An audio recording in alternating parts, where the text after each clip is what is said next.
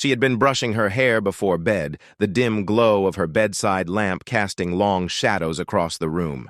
Her reflection was as it should be, tired eyes, tousled brown hair, but then she saw him, standing just behind her reflection, a tall, dark silhouette, featureless, motionless. Her breath caught in her throat as she whirled around. Nothing. But when she turned back to the mirror, he was still there. She blinked hard, trying to rationalize it. A trick of the light? A lingering dream from earlier?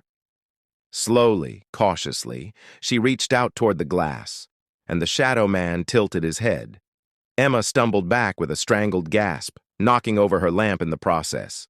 The room plunged into darkness. Heart hammering, she fumbled for the switch, flooding the space with light. When she dared to look at the mirror again, there was only her reflection.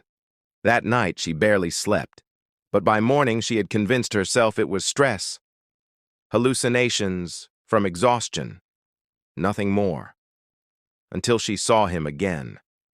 Not just in the mirror this time. In the windows. In the dark screen of her phone when it was turned off. In the reflections of shop windows as she walked past. Always behind her, always just out of reach. Never anywhere else. Only in reflections. The first time he spoke to her, it was in a whisper. "You look lonely." Emma froze, standing in front of her bathroom mirror, toothbrush halfway to her mouth. The voice hadn't come from behind her. It had come from the mirror itself. She swallowed hard. "Who? What are you?"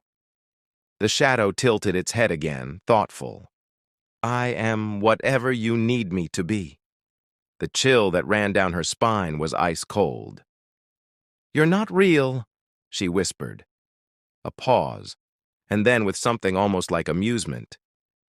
"Aren't I?" She ran from the bathroom, heart racing. But when she came back hours later, exhausted from work, she couldn't help but glance at the mirror.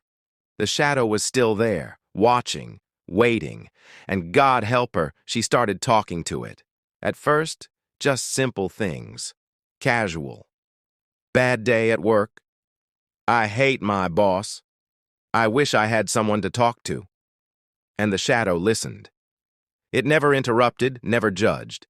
It was patient, attentive. When she cried, she swore she saw its hand press against the other side of the glass as if offering comfort. "You don't have to be alone," it whispered one night. Emma shivered. "What do you mean?" A pause, then softly, "I can come through." The air in the room suddenly felt thick, suffocating. The walls too close. Emma swallowed. "What happens if you do?"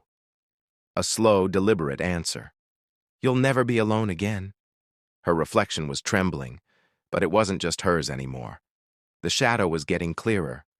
No longer just an outline, the suggestion of features, the faint curve of lips, a hand pressing against the glass. A real, human hand. Emma recoiled.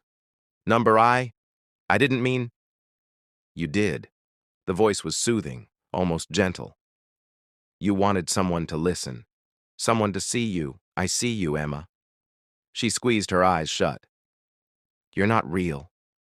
This isn't real." When she opened them again, the mirror was empty. For the first time in weeks, there was no shadow, no whispering voice, just her own reflection staring back at her. And for a moment, she felt relief, until she turned away.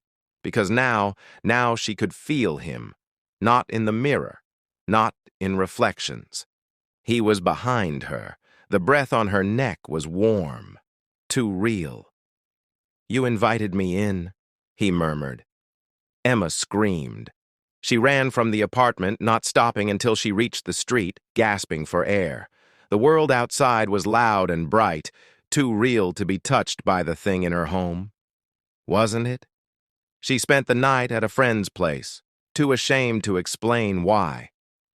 When she finally returned home the next morning, the apartment was quiet. Normal. But the mirrors, every single one, were shattered. A deep, Ragged crack ran down the bathroom mirror, splitting her reflection in two. And for a moment, just a moment, she thought she saw a hand reaching through the fractured glass. But then it was gone. Emma never spoke to the shadow again. But sometimes, late at night, when she passed a mirror, she swore she still saw him, smiling, waiting,